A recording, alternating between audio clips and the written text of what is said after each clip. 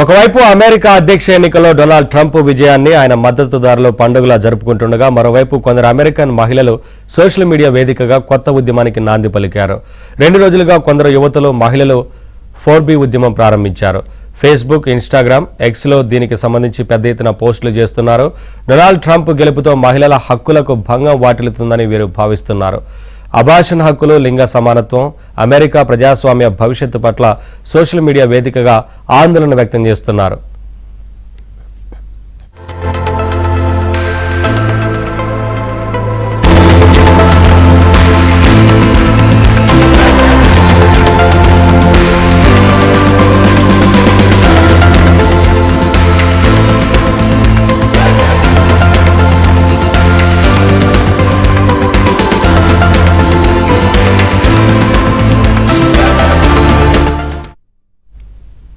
"4B అంటే no babies, no boyfriend, no branches, no binding. ట్రంప్నకు ఓటేసిన వారితో పిల్లలను కనబోమని, వారితో డేటింగ్ చేయబోమని, ఎలాంటి బంధాలను కొనసాగించబోమని, శారీరకంగా కలవబోమనేది ఈ నినాదం వెనుక ఉన్న అర్థం.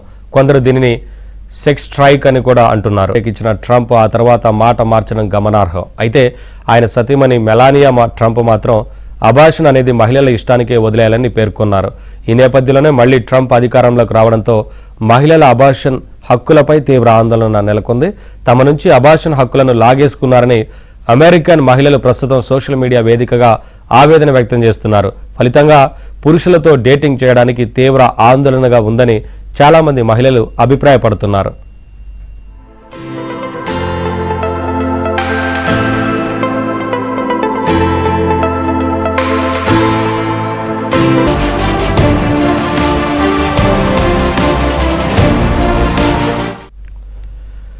ఈ నేపథ్యంలోనే ఈ 4B ఉద్యమానికి మద్దతు తెలుపుతున్న మహిళల సంఖ్య క్రమంగా పెరుగుతోంది. మహిళల శరీరాలపై నిరంతరం రాజకీయాలు జరుగుతున్నాయని, అమెరికాలో ఒక గణనీయమైన మార్పును తీసుకురావడానికి సాహసోపేతమైన 4B ఉద్యమం ఖచ్చితంగా అవసరం పడుతుందని ఆ మహిళలు భావిస్తున్నారు.